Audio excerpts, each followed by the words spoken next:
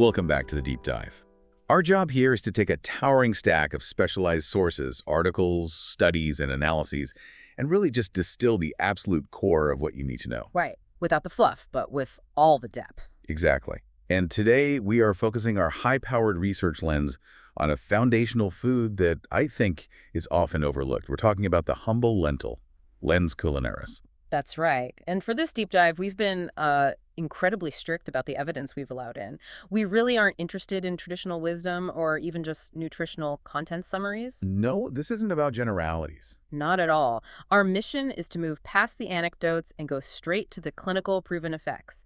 We prioritize sources representing the highest level of evidence, systematic reviews and meta-analyses of dozens of randomized controlled trials, or RCTs. Which means we are dealing with grade high and moderate certainty evidence. This is the gold standard, really. It gives you, our knowledge-seeking listener, information that is both reliable and, crucially, highly actionable. Yep. So let's cut to the chase.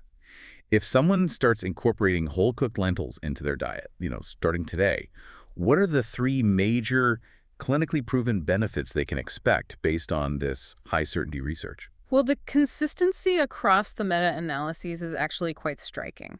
The evidence reliably points to three major pillars of benefit. Okay. First, and arguably the most potent, is metabolic mastery. Consuming whole-cooked lentils offers reliable, potent benefits for blunting post-meal glucose spikes. Right, that's the big one. It is. Second, on the cardiovascular front, they produce a modest but statistically significant reduction in LDL cholesterol, which is essential for long-term health. And third, they provide a small but robust benefit for satiety and passive weight management. And that's achieved even when participants in trials weren't explicitly told to restrict calories. Exactly. It's a passive effect, which is so important. That's a powerful triple threat for a food that costs, what, pennies a serving? Right. Okay, let's unpack that first and most powerful pillar. Metabolic control. We're talking about glycemic control.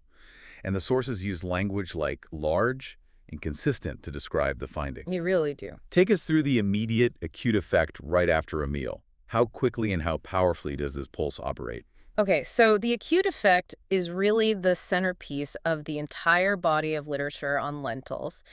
In numerous single-meal crossover RCTs, researchers observed a major physiological shift when participants swapped a high glycemic carbohydrate for whole-cooked lentils. So things like white bread, instant rice, or potatoes. Exactly, the usual suspects. And when they made that swap, the peak blood glucose concentration in what's called the incremental area under the curve, or IAUC, just dropped substantially. And the IAUC, just for our listener, that's essentially a measure of the total glucose load that enters the bloodstream over a period, right? It tells you how much sugar hit your system and how fast.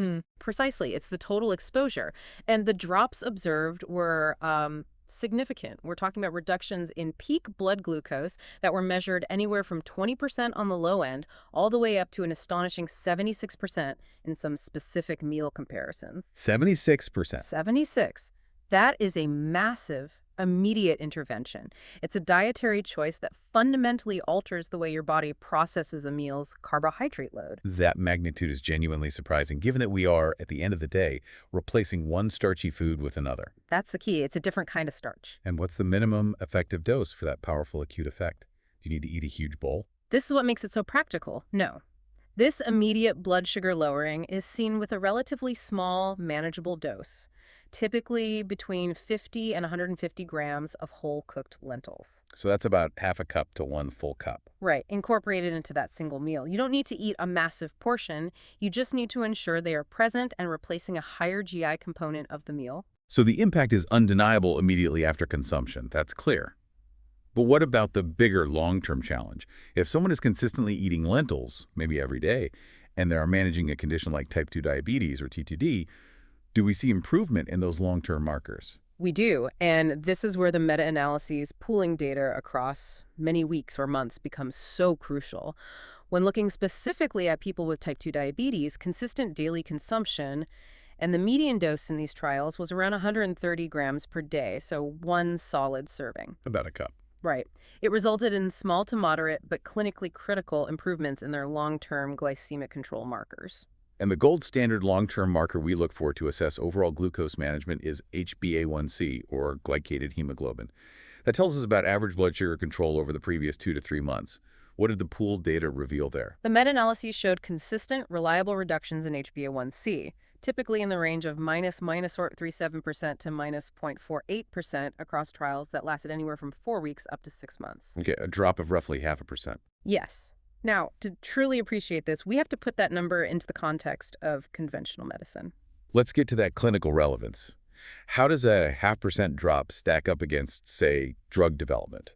It's an aha moment precisely because of that comparison. The US FDA, when evaluating new drugs for diabetes management, often considers a reduction of 0.3% or more in HbA1c to be the threshold for clinical meaningfulness. So greater than or equal to 0.3%. Right. And the average drop observed from incorporating lentils, around 0.5%, comfortably exceeds that threshold. That is profound.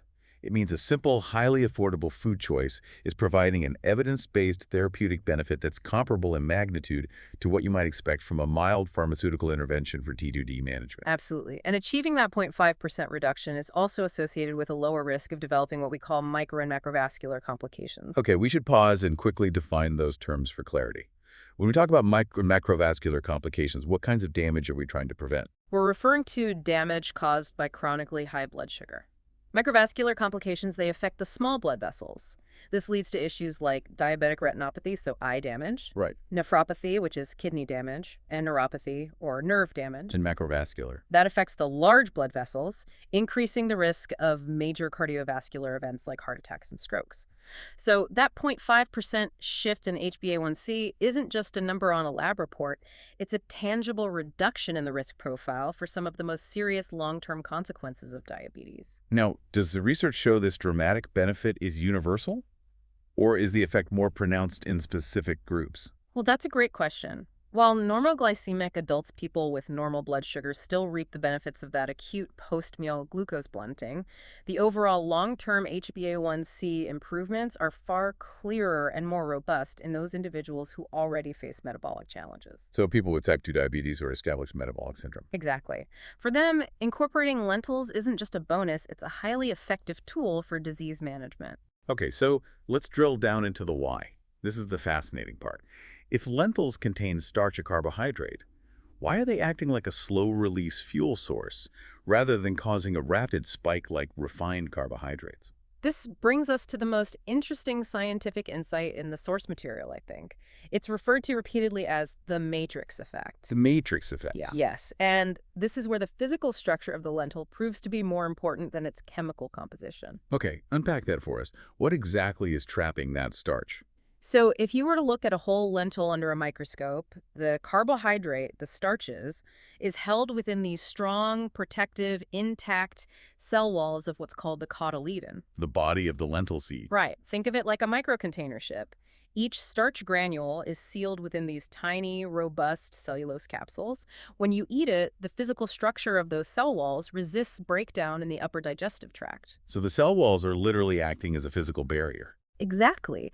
This physical barrier physically limits the gelatinization of the starch and, crucially, it limits the access of your digestive enzymes. The amylase can't get to it easily. Ah, okay. So the starches are released slowly over hours rather than minutes. This is the primary reason why whole-cooked lentils boast an incredibly low glycemic index, typically falling into the range of GI 21 to 32. It is very low. Very low. And that number is a direct consequence of the structural integrity of the seed. That really drives home why processing matters so much. If the benefit relies entirely on the structural integrity, what happens when that structure is deliberately destroyed? The research is absolutely clear on this. Fine milling, spray drying, or turning the whole lentil into a flour mechanically pulverizes those essential cell walls. You're blowing up the container ships. You're blowing them all up. This releases the starch instantly, making it immediately available for enzymatic digestion. And the consequence is that the glycemic response shoots up and you effectively lose the primary metabolic benefit of the whole lentil. The consensus across the sources is that if glycemic control is your goal, you must prioritize the whole cooked form. Interestingly, even if you lightly puree the lentils, say for a soup, the overall bulk of the cell wall structure remains largely intact. So you still get the benefit. Yes, that low GI advantage is preserved, unlike with fine flours. So the physical structure puts a heavy brake on digestion. Are there any biochemical mechanisms helping out as well? Yes, it's a dual action. It's not just the physical part. Beyond the barrier, the lentil contains certain compounds, specifically polyphenols, that act as natural enzyme inhibitors. These polyphenols partially inhibit alpha-glucosase and alpha-amylase enzymes. Which are the key digestive enzymes responsible for breaking complex starches down into simple glucose. Correct. So you have the physical barrier slowing the delivery, and then you have a biochemical break slowing the actual breakdown process once the starch is released. It's a double whammy of slow absorption that ensures a smooth, sustained energy release. And finally, we mentioned a lingering effect, the second meal effect. This idea that eating lentils for lunch somehow helps regulate my blood sugar at dinner hours later. That feels counterintuitive. How does that extended protection work? It's a truly fascinating residual protection mechanism. While the specific drivers are still being researched, the leading hypothesis connects back to the undigested starches and fiber that reach the large intestine. The stuff that escapes the small intestine. Exactly. When that resistant starch is fermented by your gut microbes, it produces short-chain fatty acids, or SCFAs. These SCFAs can influence whole body metabolism, improving insulin sensitivity, and perhaps even altering the release of key hormones hours later. So the effect is systemic, not just local to the gut. Right. The evidence suggests that having lentils at one meal provides a benefit that extends up to 4 to 6 hours into the subsequent meal, dampening the glucose spike of that later meal, even if it's a high GI meal itself. That suggests that a single serving of lentils can potentially help modulate metabolic health throughout an entire day. That's a powerful piece of knowledge for daily health strategy. It's huge. Okay, moving on to the second major benefit, cardiovascular health.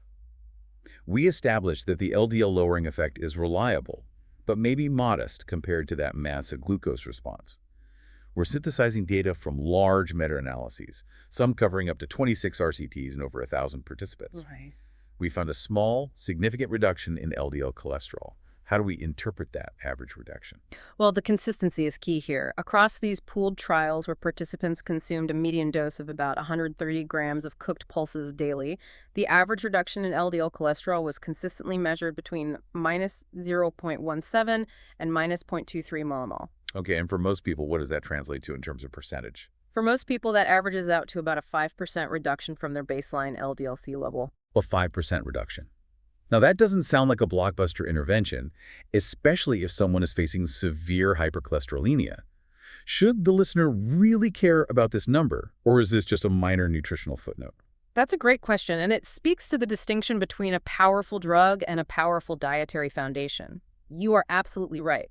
If someone needs a 40% reduction, lentils alone aren't the answer. Of course not. However, what makes that 5% so clinically relevant is that it's reliable, it's cumulative, and it comes without the side effects of medications. More importantly, the sources highlight the robust epidemiological finding that a 5% reduction in LDL-C translates almost directly into a proportional 5% reduction in the risk of major cardiovascular events, heart attacks, and strokes over the long term. So it's a small, consistent push in the right direction that accrues significant benefits over decades. It's foundational risk reduction. Exactly. When cardiologists look at long-term risk reduction, they often prioritize small, sustainable, and reliable changes that patients can maintain for life. Incorporating a daily serving of lentils fits this model perfectly. It provides a measurable, continuous reduction in a core risk factor simply by swapping out a less healthy food. That's it. Now let's get into the mechanics of how lentils perform this lipid-lowering magic. It has to be connected to the high fiber content, correct? It is, and there are two primary interconnected mechanisms driven by the fiber. The first is bile acid binding. Okay. Lentils are particularly rich in soluble fiber. When this fiber reaches the small intestine, it physically binds to bile acids. And these bile acids are essential for fat digestion, and they are synthesized in the liver using cholesterol. Precisely. Normally, about 95% of those bile acids are reabsorbed and recycled. But when the soluble fiber binds to them, they can't be reabsorbed and are instead excreted in the stool. So you're literally flushing them out. You are. And this excretion forces the liver to divert its circulating cholesterol, specifically the LDL-C in the bloodstream, to produce new bile acids to replenish the supply. The net effect is a reliable pulling of cholesterol out of circulation, lowering the overall LDL-C level. That makes perfect sense. What's the second mechanism working alongside that? The second mechanism involves the gut microbiome again, short-chain fatty acid, SCFA production. As the soluble and insoluble fiber ferments in the large intestine, it produces significant SCFAs, such as propionate, acetate, and butyrate. We've heard about those before. Right. And research suggests that these SCFAs, particularly propionate, can travel to the liver and may inhibit the enzyme HMG-CoA reductase. Which is a key player in the liver's own cholesterol synthesis pathway. It's actually the target of statin drugs. Exactly. So lentils are both clearing cholesterol out of the system and potentially mildly slowing down its production in the liver. So we have high certainty for glucose and moderate certainty for LDL. Where does the evidence stand when it comes to blood pressure? This is where the evidence becomes more nuanced, and the overall grade rating for blood pressure lowering is low to moderate. When researchers pooled data across diverse populations, they generally found no statistically consistent overall blood pressure lowering effect in the entire healthy adult population. No effect at all. Not a consistent one across the board, but the sources suggest a specific finding within a targeted subgroup. There is a population where the lentil effect does reliably shine through for blood pressure. And who is that? Yes. When the meta-analysts performed subgroup analysis, they identified a small but highly relevant benefit specifically within the overweight or obese subgroups. In these individuals, consistent daily pulse consumption resulted in a measurable drop in systolic blood pressure, or SBP. And what was the average amount of that drop across the trials? The pooled data showed a mean difference, an average reduction across all relevant trials of approximately minus 2.25 to minus 2.8 millimeter Hg in SBP. Okay, before we discuss the impact of that number, let's quickly define that technical term, mean difference, or MD. Sure. The mean difference simply tells us the average difference found between the group consuming lentils and the control group in the randomized trials. In this case, it means that on average, those consuming lentils saw their SBP drop by nearly 3 millimeters of mercury more than the control group. Now, in clinical terms, a 2 to 3 millimole Hg drop in SBP feels small. But like the LDL reduction, that small, consistent change can have massive long-term implications, correct? Absolutely. A 2 millimole Hg reduction in STP is considered clinically significant at the population level.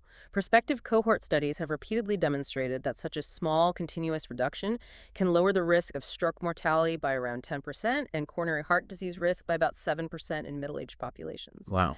And since lentils are targeting a population already at higher risk, the overweight and obese group, this small, reliable reduction is an incredibly valuable piece of the overall strategy. That's fascinating. A targeted benefit based on metabolic status. Beyond those traditional markers like lipids and pressure, you mentioned a research frontier involving inflammation markers. What is the latest science telling us about lentils and the body's inflammatory response? This is where the newest research is getting really exciting, particularly data emerging from a randomized clinical trial published just in 2024. This trial focused on adults with central adiposity, so those carrying weight around the midsection, and gave them about 140 grams of cooked lentils daily for 12 weeks. Okay, so a decent amount for a good length of time. What were the key findings in terms of measurable inflammation? They observed a significant lowering of postprandial inflammatory mediators, specifically interleukin-17, IL-17, and interleukin-1 beta, IL-1 beta. And these are not just general markers of inflammation. No, these are powerful signaling molecules that drive chronic low-grade inflammation throughout the body. They're often linked to metabolic dysfunction and cardiovascular disease progression. So a reduction in those inflammatory markers suggests that the high polyphenol content we discussed earlier is doing more than just inhibiting enzymes. It's actively modulating the immune response. Exactly. Lentils have a remarkably high total phenolic content compared to many other common legumes. These polyphenols act as antioxidants and powerful signaling molecules, and this recent trial provides direct human evidence that consuming whole lentils can reliably dampen the inflammatory cascade, especially following a meal. It suggests that lentils aren't just nutritionally dense, they are immunologically active. That's a great way to put it. Let's pivot to the third evidence-backed pillar, weight management. When we look at the raw pooled data, meta-analyses suggest that pulses yield an average weight loss of about minus 0.34 kilograms over roughly 6 weeks, Compared to what we've discussed, a 76% drop in glucose, this number seems negligible. It does on the surface. So why does the research grade this small weight loss as a significant and robust benefit? That is precisely the critical point to contextualize. The reason this small number is statistically significant and highly meaningful is because the vast majority of these trials were conducted under ad libitum intake conditions. Meaning participants were free to eat until they were full. They weren't counting calories or following a prescribed low-calorie diet. Correct. The participants were simply asked to incorporate lentils into their diet, often replacing other foods, and they ate freely beyond that. Achieving even a statistically significant loss of a third of a kilogram without mandated calorie restriction is incredibly important. Why? It indicates that the lentils generated such a powerful and sustained feeling of satiety, of fullness, that participants unconsciously or passively reduced their total caloric intake across the day. The benefit is achieved without the mental burden or compliance issues associated with deliberate caloric restriction. That's a key distinction. It suggests that lentil consumption isn't a weight loss diet, but a passive caloric management tool. And we see this benefit across populations. Yes. The satiety effect and subsequent modest weight reduction have been consistently observed in both overweight obese and healthy adult populations, suggesting it's a universal physiological response to the specific nutrient density and structure of the pulse. Let's dive deeper into the engine driving this satiety. We know lentils combine two crucial macronutrients that are highly effective at promoting fullness. It's the perfect synergy of high protein and high fiber. Lentils are calorie dense, but 20% to 30% of those calories come from protein, and they pack up to 10 grams of fiber per 100 grams cooked. A huge amount. It is. The protein component acts on the endocrine system, promoting the release of key satiety hormones like GLP-1 and peptide PYY, which signal fullness to the brain. Simultaneously, the high fiber content adds bulk, increasing gastric distension, making the stomach feel full and physically delaying gastric emptying. So the body receives multiple signals simultaneously. Chemical signals from hormones saying you are fed, and physical signals from the stomach saying I am full. Exactly. And this translates directly into reduced subsequent eating. We have concrete data on this. One influential crossover RCT showed that participants who ate a lentil-based meal saw a 17% reduction in subsequent food intake at the next meal compared to those who ate the control meal. 17%. That's a huge subconscious caloric saving that happens repeatedly throughout the week. It really adds up. Now let's discuss the concept that I find most surprising, the hidden benefit of lentils, which is the idea of reduced caloric bioavailability. The standard calorie count might actually be an overestimate. Explain to us why the calories labeled on the bag may not be the calories the body actually metabolizes. This is a crucial, non-obvious point that really elevates the lentils' role in weight management. The standard caloric content on food labels is calculated using the Atwater factors, which provide estimates for the energy released when protein, fat, and carbohydrates are metabolized. They work pretty well for most things. They work well for highly processed foods, yes, but they significantly overestimate the metabolizable energy of whole foods like lentils. Why the discrepancy? It comes back to the mechanisms we discussed for glycemic control, the matrix effect and resistant starch. Because the starch and some protein are physically trapped within the intact cell walls, and because of the high resistant starch content, a significant portion of the total carbohydrate and protein resists enzymatic breakdown in the small intestine. So instead of being broken down and absorbed as glucose or amino acids, they travel down into the large intestine. Exactly. And down there, they are either fermented by bacteria, which releases far fewer net calories, or they are simply excreted. So they are technically calories in the food. But they are literally unavailable to the human body for energy. This lower energy density means that for the same volume of food, you are absorbing fewer net calories than predicted. Wow. Combine this with the massive satiety boost, and you have a powerful, effortless mechanism for passive weight management that the standard nutritional label doesn't capture. It's a hidden caloric discount built into the structure of the lentil itself. That makes the small weight loss numbers, that third of a kilogram, even more impressive. That loss is achieved not just because people felt full, but because even the food they did eat delivered less net energy than expected. It's a compelling argument for prioritizing structure over simple nutritional facts. Absolutely. Okay, so we've established that the whole form is key for metabolic control. Let's make sure the listener knows exactly how to prepare and consume lentils to maximize all these benefits. To reiterate the core finding, If your primary goal is maximizing the low GI effect and minimizing postprandial glucose spikes, you must stick to whole cooked lentils.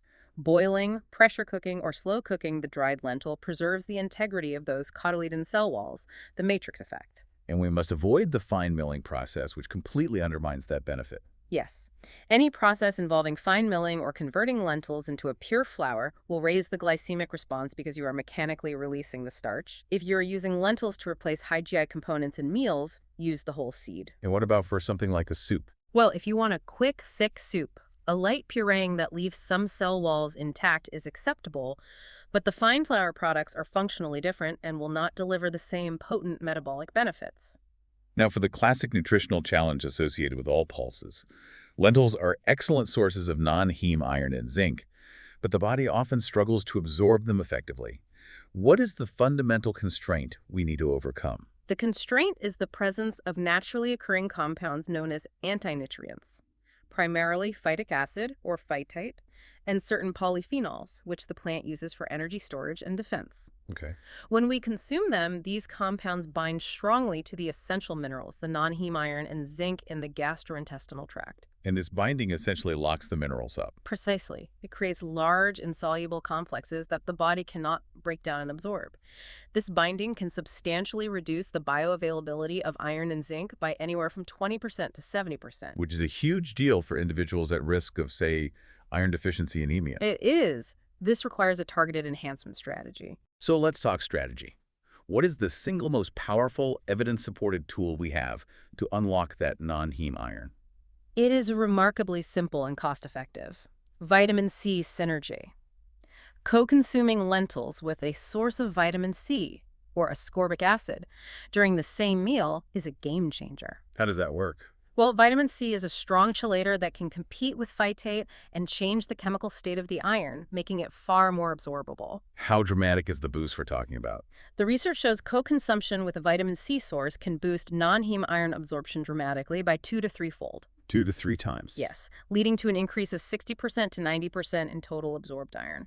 So if you're making a simple lentil chili, adding tomatoes or bell peppers isn't just for flavor, it's a profound, evidence-based strategy to maximize your iron absorption. Or just a simple squeeze of lemon juice on a lentil salad. That achieves the same powerful effect. That's a highly practical, actionable piece of advice. Beyond adding vitamin C at the table, are there preparation techniques we can use before cooking to break down the phytate? Yes, these techniques activate the lentil's own defenses in a way, soaking the dried lentils for 12 to 24 hours, germination or sprouting over 2 to 3 days, Right. and fermentation. All of these activate natural enzymes called phytases that exist within the seed. These phytases chemically break down the phytate content, reducing it significantly, again, by 20% to 70%, depending on the duration and method. This increases mineral bioavailability before the lentil even hits the cooking pot. Finally, we see a whole rainbow of lentils in the store: red, brown, green, black. Do these varieties offer different clinical advantages? It's difficult to draw firm clinical conclusions because, as we noted, human RCTs rarely compare varieties head-to-head on things like LDL-C reduction. However, we can look at the compositional profiles, which do offer some clues. Okay, what are those compositional clues? Black lentils, often marketed as beluga, and brown lentils typically exhibit the highest overall polyphenol and antioxidant content. So if your focus is maximizing anti-inflammatory potential, these varieties may offer a slight edge. And for glycemic control? On the other hand, green and brown lentils are better at maintaining their physical shape and possess a higher fiber content because they keep their outer seed coat intact. This makes them potentially superior for maximizing the matrix effect and glycemic control. And red lentils? Red lentils are typically hulled, which makes them cook much faster, but this process also slightly reduces their fiber content. So the expert advice is still to prioritize the whole cooked form of whatever variety is most accessible or palatable. Absolutely. But maybe favor green or brown if glycemic control is paramount, or black if antioxidant content is the goal. Exactly. Consistency and form factor beat marginal varietal differences every time. Okay, we've established a very strong case for the lentils' role in metabolic and cardiovascular health. Let's zoom out now and consider the most significant long-term metric: longevity and all-cause mortality.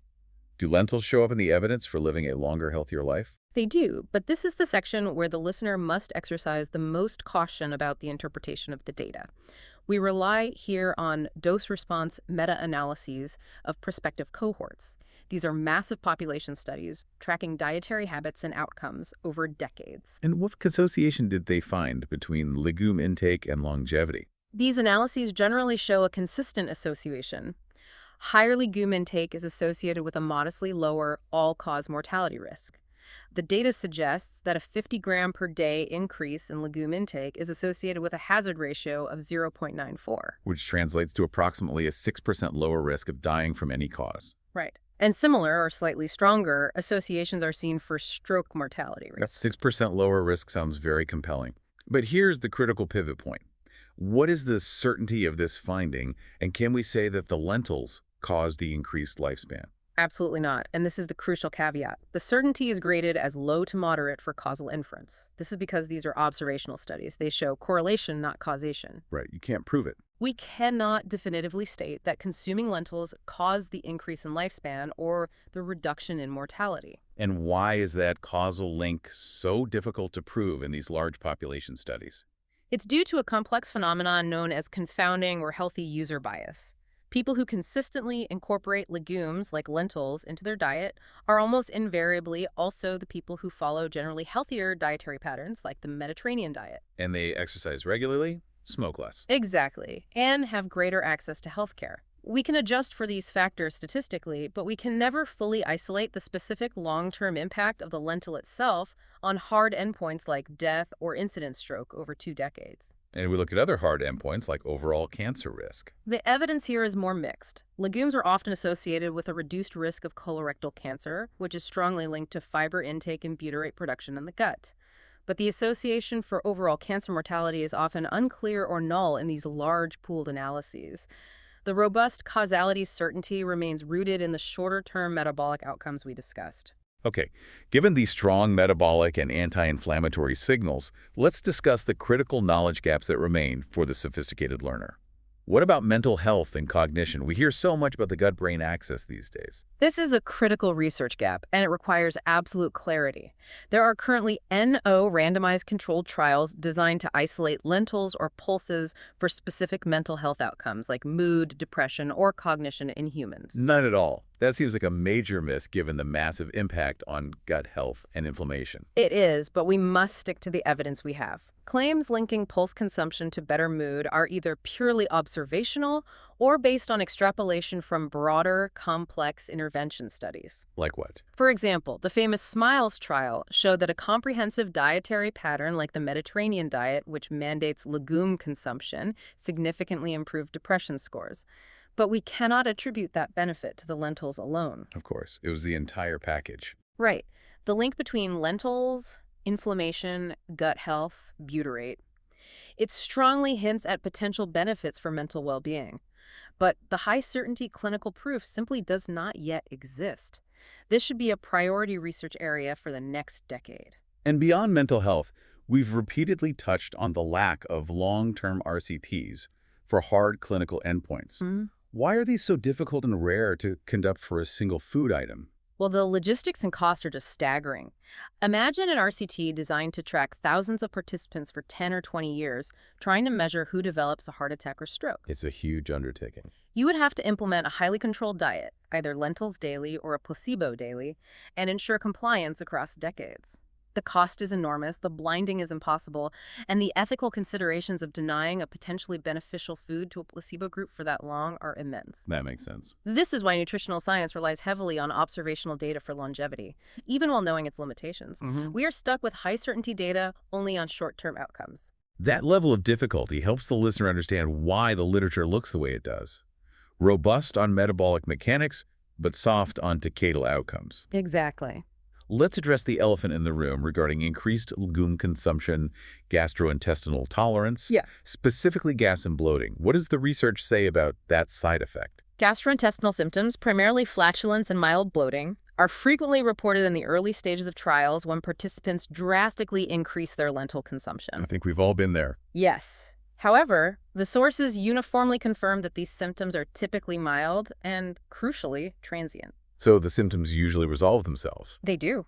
The strategy supported by the trials is straightforward. Start low and increase gradually.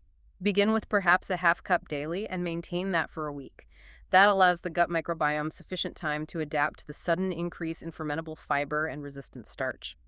With consistent consumption, tolerance generally improves and symptoms resolve entirely as the microbial population shifts. Are there any critical exceptions or specific safety warnings the listener needs to be aware of? There is one absolutely crucial safety warning, though it involves a different legume, and we must be extremely clear about the distinction.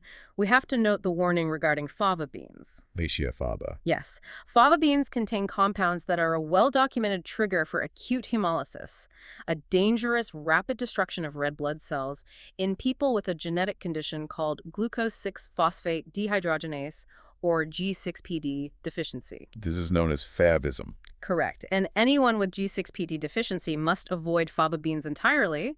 Lentils, lens culinaris, are generally safe in this context and are not associated with favism. That specific differentiation is vital for listener safety. What about medication interactions, especially given the potent physiological changes lentils can induce? We don't have strong RCT evidence for common direct drug interactions, specifically with lentils. However, two cautionary notes are warranted for specific medications. First, lentils contain low but detectable amounts of vitamin K, which is essential for blood clotting. If you are taking anticoagulation medication, such as warfarin, and you plan to drastically change your lentil intake, either increasing or decreasing it, you should monitor your anticoagulation levels clinically.